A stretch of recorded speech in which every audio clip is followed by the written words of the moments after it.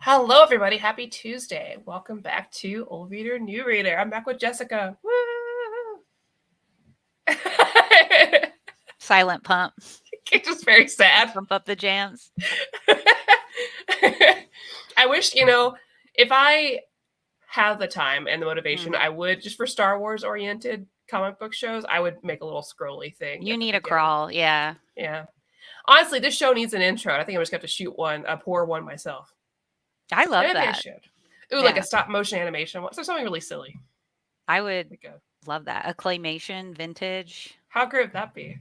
It would be a 10 out of 10. I would tune in every week. Not that I don't already. In some way, shape, or form, or fashion. Well, welcome, Jessica. So you and I are talking about what to read, and Ahsoka's coming out, right? Mm-hmm. So we're like, well, we have this. We do have it. We got it at the same time. And we haven't read it, so I was like, okay, perfect timing. Let's jump into this. You and I are both big Rebels fans. Rebels, yes. I mean, Mandalorian and the Rebels is what got me into Star Wars. I was not a Star Wars girly before that. And that's what got me. And so I bought this comic at the time because I was like obsessed. You know how I am. I if I'm into the thing, I have to get all the things. Yeah, you hyperfixate on hyperspace. Yeah. Right. I'm like, not everybody's up here. Like Chopper's downstairs. Love. I should have brought my Hera. He was $8. I just want to brag. He was only $8. Big flex. Oh, I've got Hera back here too. The way I want Chopper, but Chopper's like $100. Although you know what? I lucked out. I'm glad I didn't get the Chopper because I don't know if y'all, it looks like there are some Star Wars fans obviously watching right now. Good. Yes. And I don't know if y'all saw in Celebration, they released the prototype and information for a chopper, like a chopper droid that's like 6 inches and it's like fully mobile and you can talk to it. And I don't care if that thing is like $100. It looks like a Hasbro toy, so it'll probably be like around 50, but I will own that. And I think that I've got to have him. Yeah. So I didn't get the pop, but I will be there for the fully animated Chopper because that droid, if R2 wasn't my favorite Star Wars character of all time, it would be Chopper as my favorite droid, but you can't have a favorite droid that's not also your favorite character of all time. So no. Okay. That's a big stance. I'm waiting for the angry comments. Welcome everybody. Yeah, Rebels Comics. Didn't know there's a collected edition of this. Yeah, and we'll get into that. It's a interesting origins, actually. Yes. So we should talk about that before we talk about the book. Rebels. James here with the emojis. The chopper they have at Galaxy's Edge is a lot of fun. Remote control. They have a chopper at Galaxy's Edge. Oh my gosh. Absolutely love Hera, my favorite Rebel. Ugh. She's so great. $18.99. That's not bad. All right. Hayden with the details. I said $100 or lower. I will own that thing. And I never buy, Maddie's been to my house. Yeah. I actually don't have like a ton of like figurines or things like that. No, it's not like a judgment. I think it's great if you're into those collected things. I just don't have the space or the money. But when I want the thing, I will get the thing. It'll be like 5 things total, but I will prioritize them. That's right. Chopper is very high on that list. The Hasbro Chopper. Yeah. So let's jump in. This is a pretty chunky trade. It's like 500 pages. Yeah, I think it 500 almost exactly. This is a big boy. But this is interesting the way it's put together. So Jess was filling me in, and I guess it'd be better for you to talk about than me. But this is a collection of short comics that were released in Germany and not here, right? Yeah, we both bought this. We were like, this exists. And then we didn't read it for a year, which is in true Maddie and Jessica form. But we were excited to have it. And so when I dug into this to read for the show, I was kind of looking at where do these come from? How were these originally collected? Because they were really short. When Maddie says short, we're talking like some are 3 pages, some are maybe 7 pages at most, like per issue, per story. And it seems that most of them came from a German Star Wars magazine that was releasing these shorts as the show was running. And I know we'll talk about how there's a little bit of a change actually in tone towards the end of the book that reflects a change of tone in the show.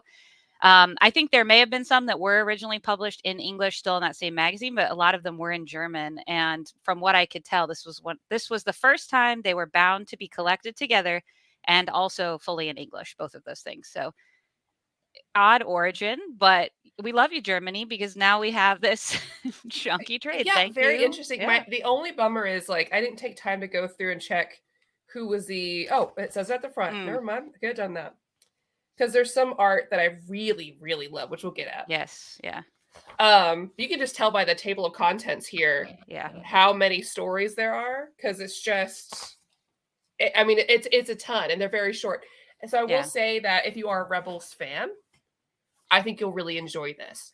But you can't really expect like an overall story arc to be happening. There is some throughout here that they do tie into one another, but not so much that it's like a huge new story that they're giving you. For non-Rebels fans, I'm not quite sure. I wouldn't recommend it. I'd recommend watching Rebels first, or else you're not going to have any of the tie to the characters. It almost feels very similar to like it has a little more depth and a little more like, I wouldn't say adult themes, but like mature themes compared to like some of the Star Wars shorts, like animated series that they have on like Disney. But I would say it's similar in length, feeling like when you're watching those. It reminded me of watching a lot of those shorts. Yeah, there are actually agreed. You know what? You could just condense your recommendation, say watch Rebels. Not to read this or not to read this. Watch Rebels. That's it's the greatest so good. piece of Star Wars media, in my opinion. But I think there were actually animated shorts that are available on Disney Plus for Rebels that are not episodes of Rebels. And I think you're exactly right. That's what these feel like. Hayden says, fun little side stories with the crew. I'm in. That for sure, for the fun part, the first 75% feels like that. It feels like a lot of the little animated shorts that would air, especially concurrent with seasons 1 and 2, when there was a little bit of a tonal shift, and not a bad one in the show. It got a lot more serialized. It was building a lot more mythology, a lot more serious, bigger themes. So in season 1, there were a lot more standalone episodes, and that's really what most of this run harkens to, is like a quick little one-off adventure. And I completely agree. There's so much bang for your buck. I know we'll talk about it, but if you're a Rebels fan, there's really no reason for you not to spend $20 to get more adventures with your besties. It's huge. It's so, and to your point, some of the art, rough. Kanan looks non-humanoid in some of his panels. But man, there's one artist really good that is incredible. Like, yeah, I don't know if they originally, because I know one of these artists. Are you talking about the one who did this? Oh, I'm so bad at that. The Senate perspective. Let me see. Because Ingo Romling. So Ingo Romling, I have the Wikipedia up here. So Ingo Romling is also designed the characters for Star Wars Rebels. So I think that's why the art is so good. So that's the other benefit to reading this, if you like the overall character design, because really, I mean, the art is incredible for that, because it has that cartoony feel, but in a way that it is, I'm saying cartoony in a way that like a cartoonist, like behind the scenes would make the concept art for things. Because like the attention to details in the faces, like the environments are so well done. That alone, I think, makes it worth it, regardless of like how you feel about the stories overall. The art, for especially his issues. Yeah, those issues really stood out. And now that you're saying it, especially the backgrounds, like the landscapes of the planets they were on, that makes total sense that person would have done a lot of the concept art for the actual show, because especially if you've watched the show, there is a significant jump up in animation quality and stylization, I would say, between seasons 1 and 2. And 2 going forward is, I mean, I don't have the words because this is not my wheelhouse, but it's really impressive. And it manages at once to be inviting and cartoonish in that way, but also, especially the landscapes, incredibly beautiful. Like stuff you would want as your wallpaper on your phone and on your laptop and everywhere. Art you would want on your wall that's just like has a sense of presence, has an otherworldly sense, but an inviting one where you're like curious about it. So I totally hearken with that. Yeah. So I want to make sure I'm showing at least Inigo's art. I just went to the first kind of issue that we see them in, but it's hard. It's hard for me to hold this and do the thing. But I want to draw attention to how he puts together the crew themselves, because already you can tell just Hera and Kanan and Sabine, everyone looks just so alive. And that is not typical in a lot of like comic books made off of TV shows. Yeah. A lot of them struggle with that, and there are some in here that struggle with that. That's a hard thing to do. Struggle, yeah. And not a lot of budget gets put towards that kind of media. So I think the fact that we got really lucky that Ingo did art in here, and there's some other artists here that I do like a lot as well. There's one that I'm just it's what it is. It's this guy. I'm not going to say his name because I don't want to trash him, but can you please look at Kanan's weird eye? Because when I opened, this is the first one, y'all. So when I first opened it, I was like, oh dear. And even with that one, though, I will say, we'll get into it more and more, but I do think also the characterizations are spot on, because that's another thing I would say is when people do these like side stories, they're hiring, usually the way this happens at big companies is they hire someone who's maybe was required to watch the pilot, which if you've watched Rebels is good, but it's very different from how the show eventually evolves, and even some of the characterization changes of all of the characters. And I would say it was really impressive for me, and this is mostly the same writer throughout, but it was really impressive to me. They captured the characterizations right away, and they captured the character growth, because especially the last 25% definitely take place in seasons 3 and 4, or at least in season 3. And there's serious character growth and also character struggles that are going on in the background that they can't show on page exactly because it's not their job to deal with canon, but they reflect it in the personality change a little bit of the characters. And I think that was also really that was impressive again for something that's like this little one-off couple of issue, they're not all winners. I'm sure we'll get to. Oh yeah. I mean, there's some that are just I think impressive overall. Yeah. I didn't care for the ones that didn't. Okay, Lando Calrissian obviously is a very cool dude. You didn't like the two? No. I was like, Lando? Why are there 2 Lando Calrissian things in here that don't interact? Why? I was not pleased. Yeah, there were also 2 or 3 Agent Kallus. Now, in defense of this choice, Agent Kallus is actually a main character on Rebels. Lando has a few cameo episodes on Rebels. But there were a few also Kallus solo ones that I was just like not super into as well. So I would agree. And weirdly, a lot more of that towards the end of the, I don't know if there was so much going on in the storytelling on the main show that the comics towards the end that they tapered off. And in my opinion, they tapered off in quality. And I think it's because they couldn't deal with the heavy things on page. Yeah. And they couldn't do these little one-off lighthearted adventures because it's not the mentality the characters were in at the time. So they struggled, I think, towards the end to keep that going. So the main writer throughout this is Martin Fisher. There are a couple other writers or people involved, but the main one is Martin Fisher throughout. From what I understand, I don't know. I know he's a comic book writer based in England. He's written Hot Shot, The Mass Racer, and Leia's Trust, which apparently are works that in the Star Wars universe that I don't know what those are. But it looks like they're one's a Clone Wars thing. I don't know. But I'm looking at Wikipedia, so I don't know. It's just showing me the Star Wars stuff. So I'm sure he's done other things, but I'm just looking at what the Star Wars things are. I guess I'm trying to, there's a lot in here. So almost like the best way we can go through is talk about some of our favorite stories through here. I think that would be best. I mean, I couldn't help but love anything Ingo Romling was doing art for. Just immediately, I was like, I don't care what the story is. I get to look at this. This is great. But there was a lot of little stories that I really liked. I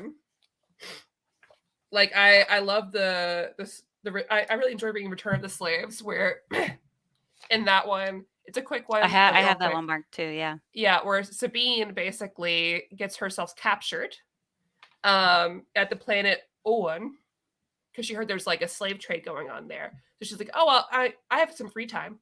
I'll just get myself captured. I'll start an uprising and get everybody free while I'm inside, and then I'll leave some clues so the Rebels crew can come find me at the end. And that's what she does. Yep. And that's very her. She's like, I just had the time. And I thought I could do it, so I did it. Well, in that one, there was surprising amount of. I also had that one marked as a favorite. This is the. Let me highlight you.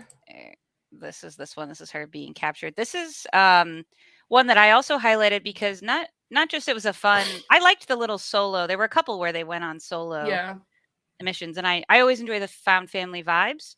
I love stories where they're all together, but I also like these individual ones. But what's really cool is at the end of this, it builds into this larger narrative that I feel like Andor has played a lot with. Mm-hmm. No spoilers for Andor, nobody panic. But it's this theme of like, at the end, the person who was doing the enslaving, who Sabine catches, you realize she is doing this to kind of also stay alive in the galaxy. It doesn't make it right, of course. Yeah.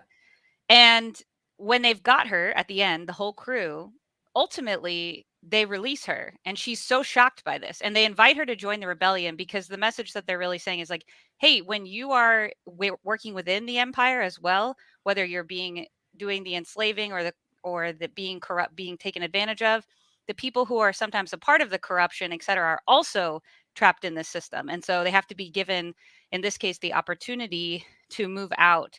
And I thought that was really that's something Andor's been playing with a lot. And I think it's a really important thing in this big, huge universe. Not everyone is like an Imperial officer or but there are people who are trapped in the system at all levels. And I thought that was crazy to tackle that giant theme in 5 pages, but I thought they did a pretty great job.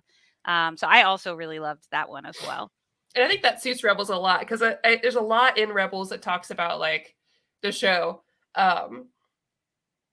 about not necessarily light, not necessarily dark, and you do get to explore kind of some nuance in there, which I like, where you're not oh, I'm stuck in the Jedi hierarchy and I'm stuck in the Jedi rules and I don't have anywhere to move it within that. And so not that the other movies don't do that because they're, besides the first 3, you don't see a huge Jedi order altogether. Yeah. It's still nice to see that kind of come together. Yeah, absolutely. There is one too, actually, and this is with the artist that I won't name, who's not great, but I still loved it. I liked the fake Jedi as well. Yeah. So, how can I do this? There we go. I like the fake Jedi. Again, the art's not great, but basically Kanan crash lands on a planet. He's unconscious. A family finds him. They're like, we want to take you to our leader. Our leader's a Jedi, which is, obviously, again, no spoilers. Kanan was a Padawan at one point, and is a Jedi now, training Ezra, at least in the ways of the Force, the way he was trained, even though if it's not some legit school. Yeah. And so he's like, wow. And then he gets to this guy who also crash landed a while back and found a lightsaber in the rubble, and has not really maliciously hoodwinked the people into thinking he's a Jedi, but he kind of went along with it. He was scared when he crash landed, and he's since become a leader, and people who've heard a Jedi was there now don't go visit that planet to corrupt it or take people for enslavement, things like that, because he's there. And so he's still doing a good thing, but Kanan's so upset that he's pretending to be a Jedi because this is such a sacred thing to him. And ultimately one of the Inquisitors, who's also a main character on Rebels comes, and this guy is like, I'm gonna fight. And ultimately Kanan, at the end, when this guy is about to lose his life, he said, I regret pretending to be a Jedi. He's like, no, you did exactly what a Jedi would do. You're a Jedi. And he really comes around. It reminded me a lot of when Kanan really comes around to the clones as well, because he has PTSD. Around that. And I really liked that because Kanan is this kind of more by the book stickler, and I love stories with him where he really sees maybe a different perspective is needed and is malleable and willing to consider that. So I also really enjoyed that one as well. Yeah, I agree. I mean, there's so many. There's a lot of good stories in here. I got a lot of good one-offs. I'm trying to make sure I don't only focus on ones with that artist. Oh, I did also the Secrets of Cianar. So in that one, I didn't have that one. What was that one? So they go to this base where there's this very intelligent person who's making a lot of these weapons. And he's a nice guy, but he has to he needs a job to take care of his family. And he's like, I make these weapons, but it's whatever they use it for is not on me. I'm not making it with that purpose. If they decide to break the law or break the rules of what this intended purpose is, that's on them. And that's not me. And then they have this whole back and forth because Kanan's like, no, I'm going to take him with us. Do you know how much this would help? And this guy's like, you don't understand how many people are going to get hurt just by you doing this. You think they're not going to follow after me? Like, it's not this easy picture thing. Not everything we do is easy, because it almost like identifies, like, I get it, but this isn't helping you at all. And so I like this, like, it kind of goes like going to that like Jedi story as well. There's a lot of stories in here where they think they're doing the right thing, and then they have to realize at the end that actually it's not that easy. It's not always going to be that simple. And even like someone who's been in this in a long time, has had their skin in the game for a long time, like Kanan, like Zap, are still going to mess up. You know who never messes up though, Maddie? Hera. Hera's never wrong. Homegirl is always right. She never learns a lesson because there are none left for her to learn. She's ascended. And I can only hope that for her in the show, Ahsoka. That would be great. Even more so, probably, yeah.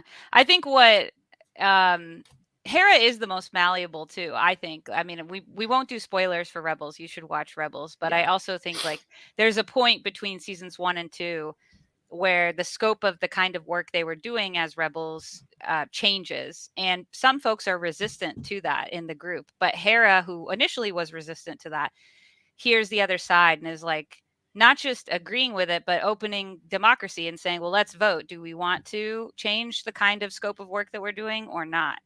And I just think she's a great leader. She has this great balance of being like confident and inspiring, but also like democratic and instilling confidence in the individuals who are going to carry out the work. So I just think very highly of her. And this could just be a gush show about Hera if we wanted. She's just great.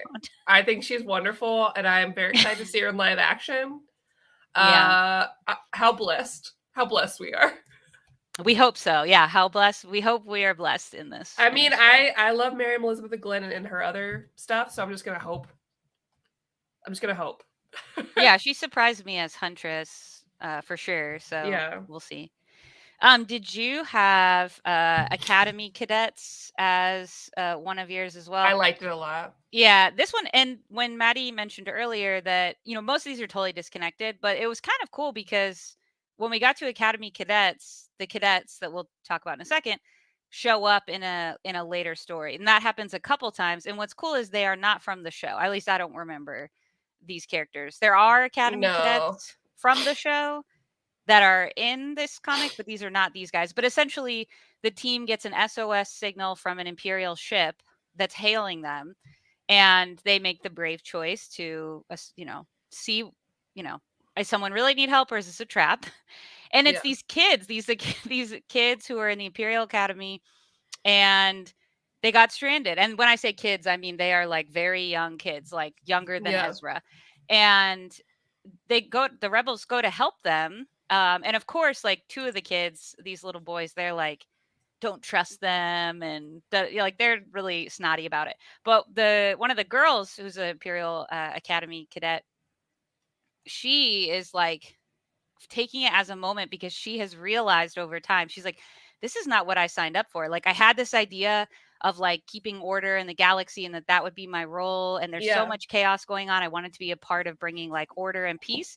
And then I got there and I was like, no, this is not what I signed up for. And I knew it was wrong instinctively. And there's a lot of pushback from her fellow cadets about how the relationship is building with her and the team.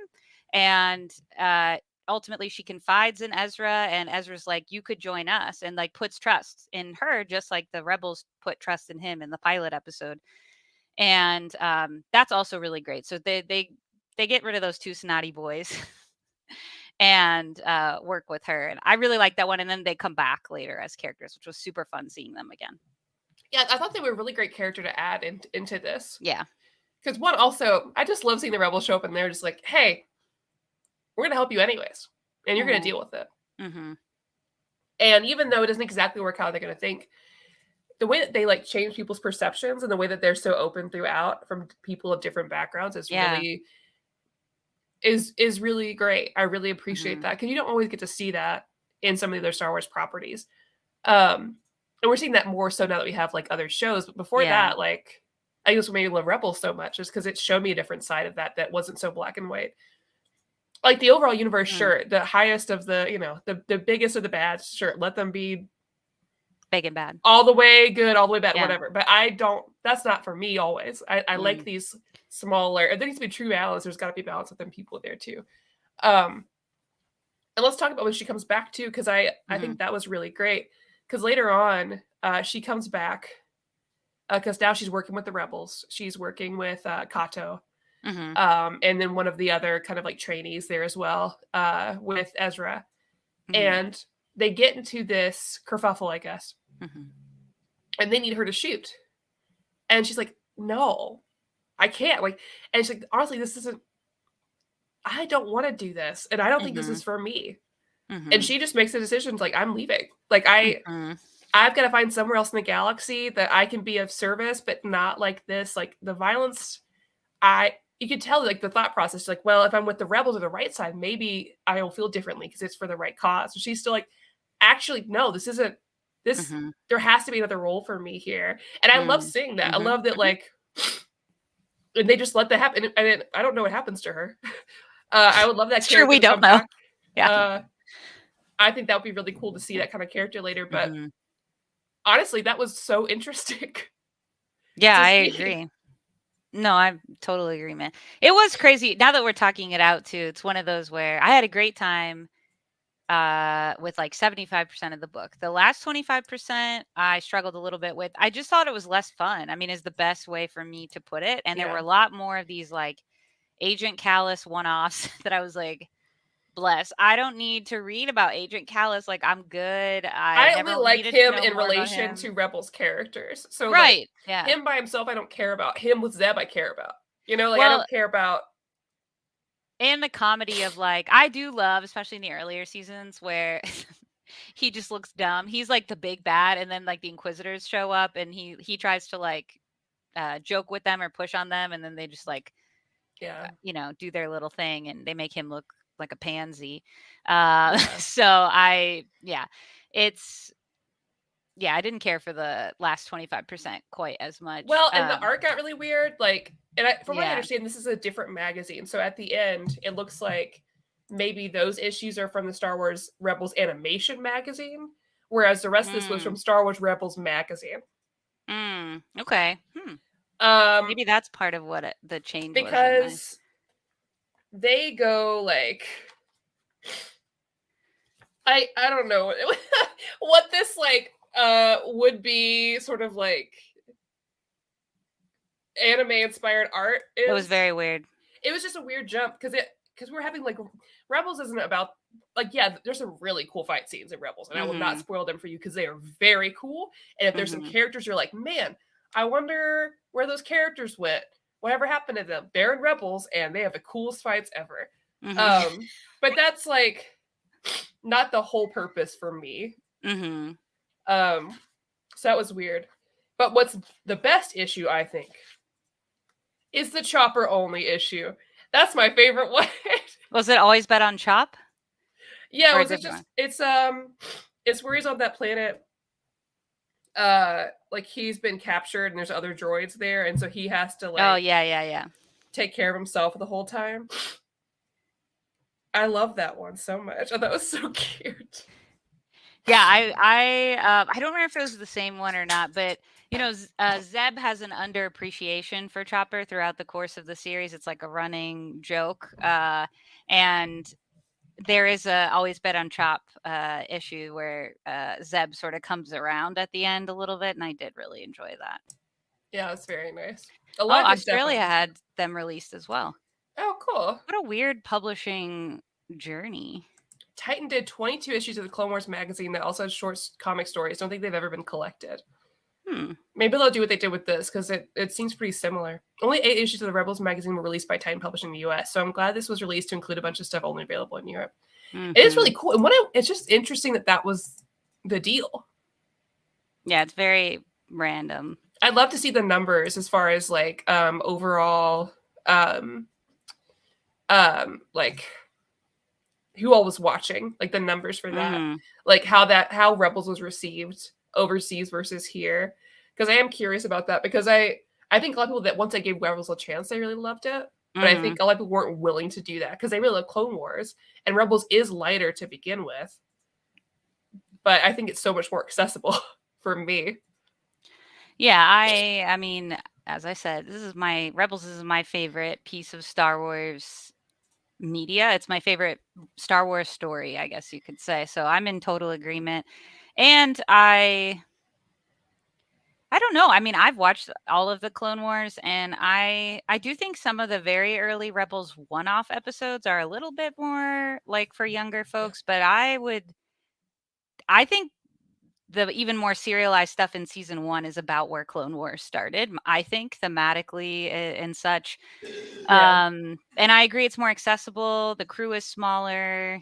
It's the thing I always want to see the stories about, which is just like a group of rebels. Like, I mean, it does get into Jedi stuff, obviously, a lot more, yeah.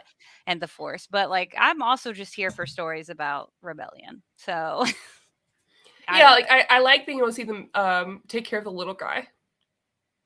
Because in some of the other shows, you deal with a lot of big picture things. And I think it's part of the reason why I like Mandalorian as well. Because we have moments of that, of like interacting with the little guy. And that's really cool.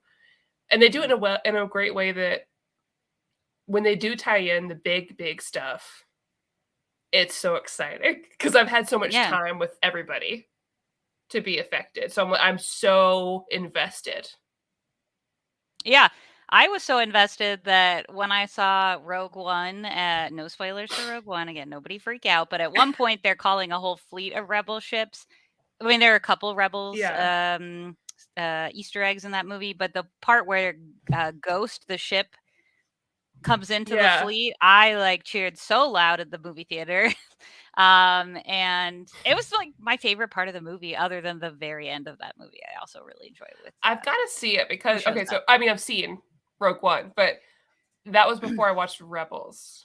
Your boy Chopper makes his big screen debut in Rogue One, and they page I think at that time Captain Syndulla. I can't remember if her honorific. Oh gosh, this is so hard to hold.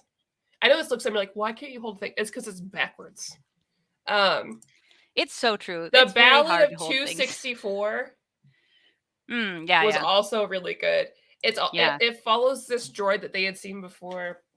That was Imperial droid that was with them for a time. That was back on an Imperial ship after being like discarded and found again. And season 1.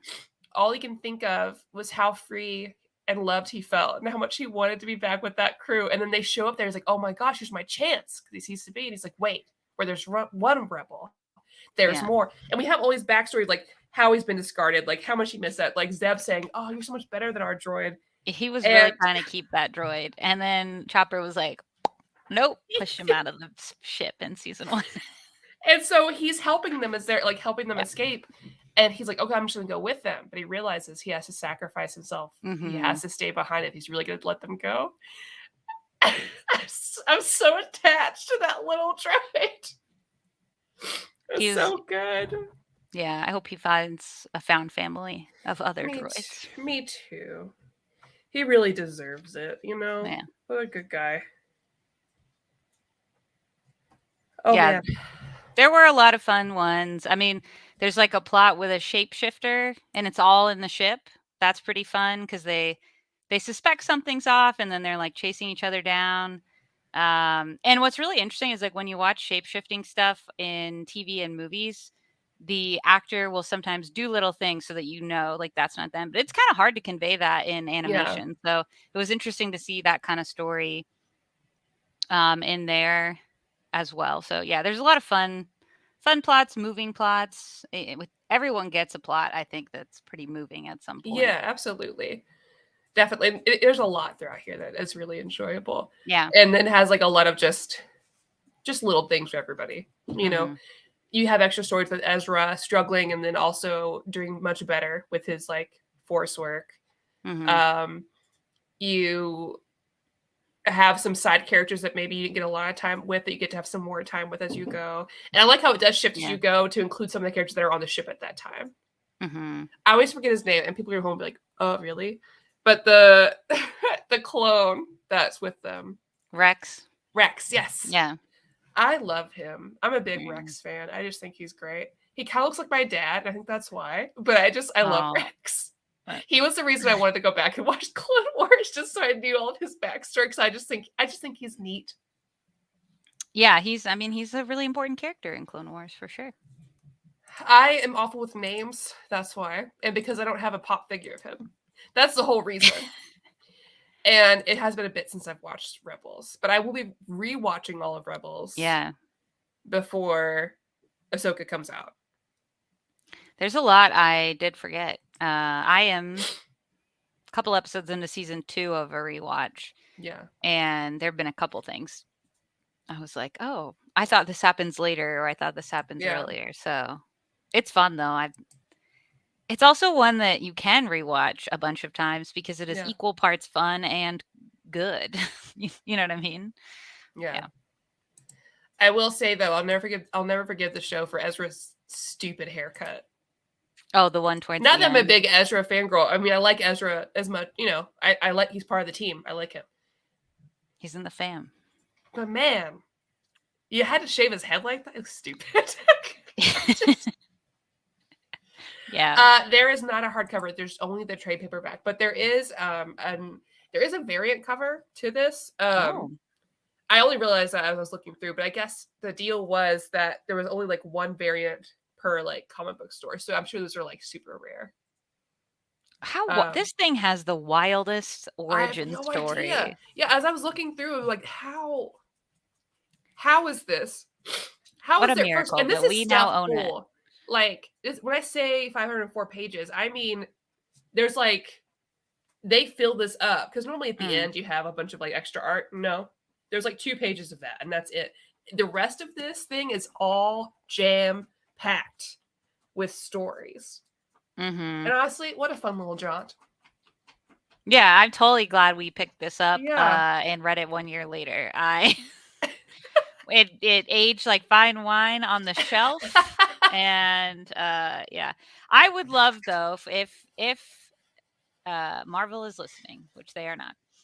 What I would love is even with the Ahsoka show, there is room to tell either stories set before this or between this and Ahsoka that are Marvel, that are serialized, and that are canon. I liked this. I appreciate having this. I am not someone who's precious about canon. I don't need to know even sometimes whether it's canon or I don't care. Yeah. But that would be super cool because, again, like this is just this little 5-issue little stories, and it's so good. And so, like, there's so much potential. Yeah, because you and I were both talking about this at lunch today. Mm-hmm.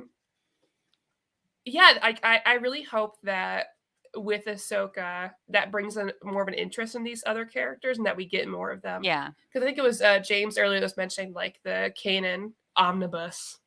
It says it's an omnibus, but it's like a skinny little hardcover. That was really cool too. And like, I would like more time just learning where they were, what was happening in between everything. Because there is a lot of time to fill. And I would love more of them hanging out with Ahsoka, more of them doing whatever. It's just, what is the journey like that? What is the journey like for them now with everything? And we can't talk about all of our hopes and dreams for that because it would spoil the show because a lot happens in that show. And it will break your heart. But it's been good to be Rebels fan and see like Zeb for one. What did you guys think about the Ahsoka teaser? Did you guys like the casting for the show? Do you want to go first? Sure. I mean, overall, it seems good. It's going to take me a bit to adjust to Hera looking like that. I really like Mary Elizabeth McGlynn. Like, I'm a huge fan of her. Not McGlynn, sorry. Winstead. McGlynn is a voice actress that I'm also a huge fan of. Yeah. You're also a fan of that person. Yeah. That was a true statement. That is very true. It's gonna take me a second for me to get used to her face. I'm not sure how to say it, but I feel like I was expecting a different ethnicity. Is that weird? No, I don't think it's weird. I also agree her face is gonna take me something to get used to. I mean, that's though partially always true. I just think like Sabine, you couldn't have gotten closer to the physical aesthetic. So comparing that casting.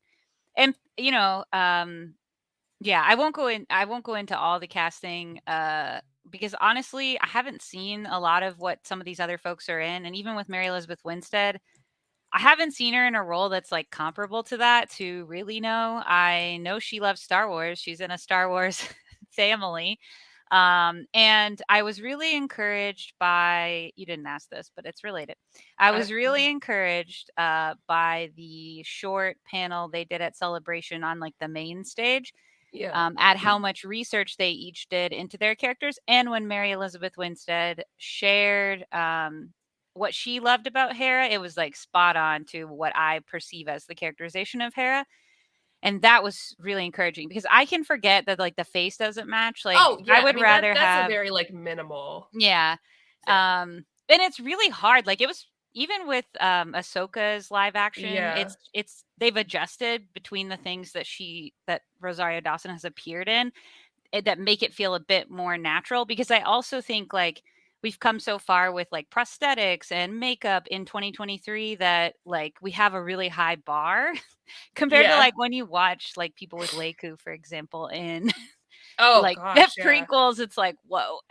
So they've gotten better and better. And so I'm not super picky about that. But I loved the teaser. I'm like psyched out of my mind. This is not a spoiler. You can watch the teaser. I'm psyched out of my mind about Thrawn. And I'm really like trying to mentally connect the pieces. And tomorrow when the Mandalorian, I believe, finale happens, it's gonna really paint a picture for what the Dave Filoniverse movie is. Because I believe, of course, they are all very interconnected, as is his way. And I think this is the way. It's that way. And I think Thrawn is, to me, I perceive him to potentially be even the main villain for this time period, that universe, that movie. Which makes sense. Yeah. And honestly, if you want old Star Wars fans in the seats, you bring out They love Thrawn. They love Thrawn. Love Thrawn. Love that guy. Love that little blue man. I mean, I do too. Thrawn is like pretty like, wow. So that's how I feel about the teaser. But we can all agree that Zeb is perfect in every way possible. That was really no spoilers for where Zeb may have occurred in live action. I don't know. but he's perfect. I rewound it, and that might have been the most impressive animation to live action translation I have ever seen, if I'm honest. Incredible. I was just like, oh my gosh. I really hope we do get a cameo of him. I don't think he's going to be a main character in the Ahsoka show. It's probably expensive to do. So expensive, especially because you're already doing like a million other things in that area. But yeah, Hayden, I agree. That casting is perfect, obviously. Yeah. Also, sorry about my sneezing. All of a sudden, of course, right when I start the show is when I'm like, I got all the sniffles. We live in a state that I'm allergic to entirely. So a lot of people are. It's like our thing. So fun. I don't know if I want to give this book a rating or not. I mean, I'll easily give it a rating, actually. Okay, you give it a rating, and I'll do my base off that. And then we can talk about Hayden's question, because Hayden, you're ahead of the jump here. We talked about this at lunch, actually, as well. Mm-hmm. So on Goodreads, I gave this a 4 for what it is, and it is not meant to be a serialized story. It is simply a collection of cartoon strips, in a sense, like when you buy like Garfield bound up or the Peanuts bound up. I sort of took it for that, and I thought my bar is, did I enjoy my time with like 80% or more? And I did. And so to me, it's an 8 out of 10. And there was enough, the art that was good, there was good art, there was great art, and the great art canceled out the man who we will not name, who drew Kanan like an alien. Bless. And so for me, like, it's like a solid 8, but I completely agree as far as old reader, new reader goes. Unless you are an old watcher of Rebels, you should not read this. This is not for you. Yeah. But if you like Rebels, you should own this. You should own this and the Art of Rebels hardcover, which is also on IST. I'm going to get it. It's very good. It's a good coffee table book. So 8 out of 10 for me. Okay. For what I think if you say it that way, I think I'll say a 7.5. Because I still really liked it. And I can see myself rereading it. You're just mad about those Lando one-offs. That, by the way, Maddie's right in being angry because one of them, I think there were two, one of them had no Rebels characters in it. No. It was just Lando for 5 pages for no reason. I just don't care. Like, why are you here? It was so random. I was so like, is a Rebel going to show up? They never did. Oh, I guess they also had that, Biggs and Wedge one that no Rebels characters, or were there Rebels characters in that? There were a couple that had no Rebels characters, and there were more towards the end than there were at the beginning. So again, weird. That kind of... but Hayden asked, have we read the manga? Not yet, but I'm gonna. Not yet, but it's getting packaged up at IST to come to my house. Yes. Yeah, because it looks cute. It looks cute. Yeah. Well, and Maddie and I talked, I've heard, and if someone in the chat has read it, please tell us how you enjoyed it. Don't make it sound terrible because I've already paid the American dollars to have it. So don't be kind to me. But I have heard that the first one's a little slow to start, and then that they also deviate a bit in the story. It's an adaptation of the show in a sense, but they deviate a bit from some main story points. And I kind of want to see like if that's true, like what that does to like the story at large. I also am curious if it's finished or not. That was very unclear to me. There are 3 volumes out. They are all available on IST. I need to have this because I'll show you some of the art. Oh man, it's so animated, it's so manga, it's so good. Excellent. Like look at this. Yeah, I'm into it. What does Chopper look like? Did you see any pictures of Chopper? Let me see. Oh yeah, I have one of him. Or he's in this panel.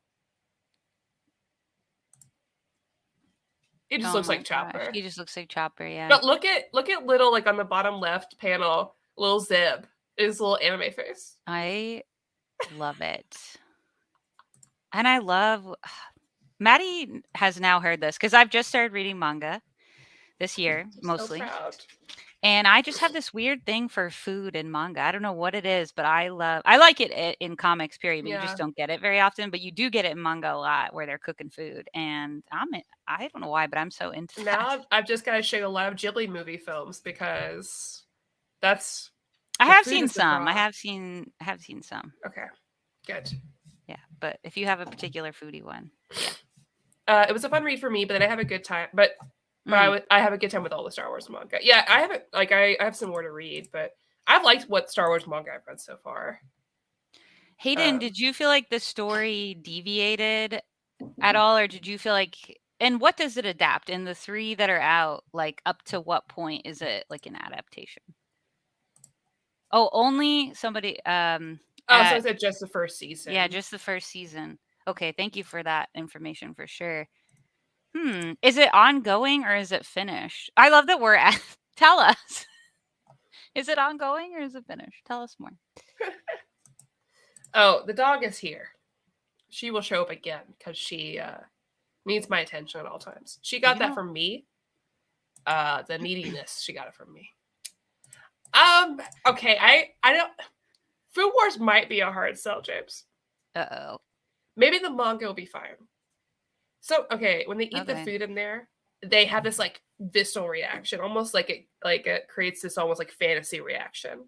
Okay. Now, a lot of times it means, like, they're naked because they're in, like, the throes of ecstasy of eating this food.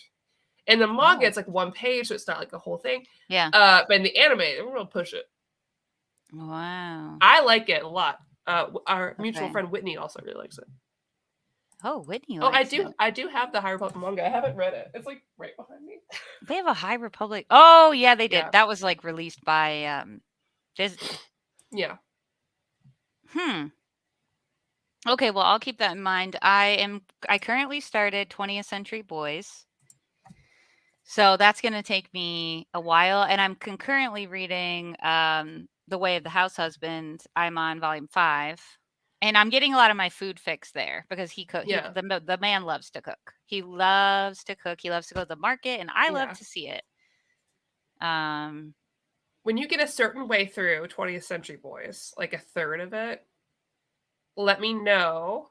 How will I know it's a third? I'll check to see. I'll double check to see when the movie ends and when the there's live action movies too. So I'd love for you read and then we watch the movie together and then read and watch the movie together. So the version that I'm reading is from the library. Everyone support your local library. They're wonderful.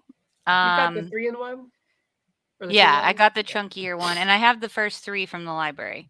I don't know how many there are. I just saw them. Yeah. And I was like, oh, Kristen and Maddie love this. Okay. It's good. I have that, and then I still have your copy of Monster. Those are the 2 manga priorities. Yeah. Well, luckily I have all of Monster. So if you read it and you're like, I need to figure out what's going on here, I have all of it. Yeah. Okay, that's good to know. I mean, my number 1 is still Witch Hat, and My Brother's Husband. Those are my top 2. I would say. Hayden said, I don't think it deviated too widely, although it did incorporate parts of some of the novels set around the same time. That's pretty cool. Okay. What's your favorite Star Wars area? I'll let you go first. This is a controversy now. Well, I would say when I was watching Rebels, I would say because I had familiarity with the original trilogy and the prequels. The prequels were really big when I was growing up. And so I had some familiarity, but actually Rebels was like one of the first things I was watching as it was coming out. And so I got to experience like the discourse around it.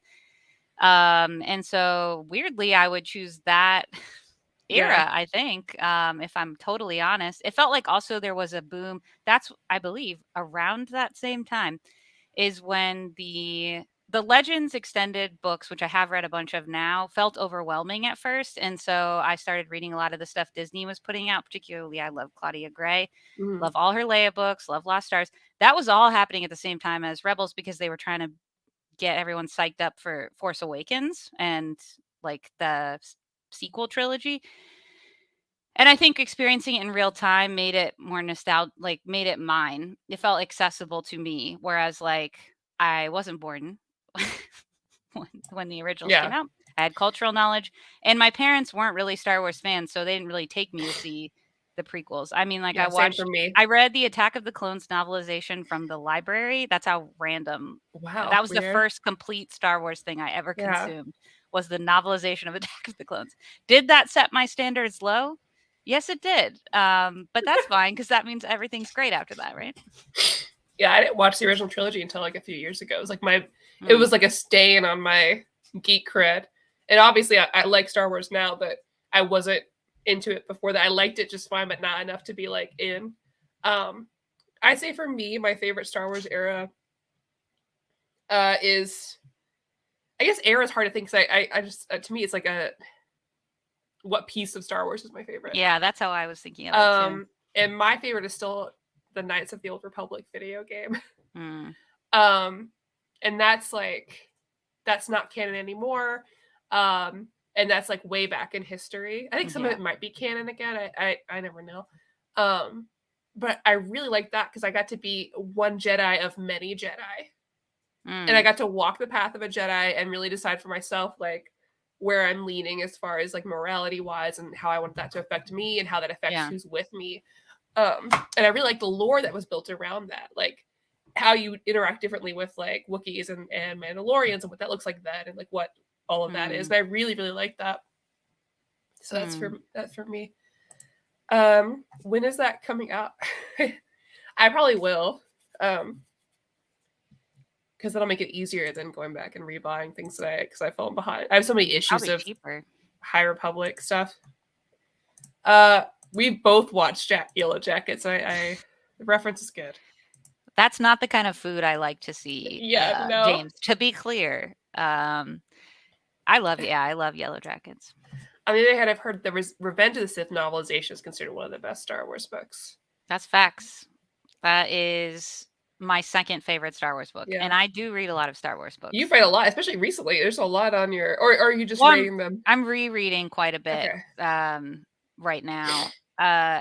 Revenge of the Sith. Well, I'm also biased because hot take, Revenge of the Sith is one of my favorite Star Wars movies. I don't care. Yeah. I love the angst.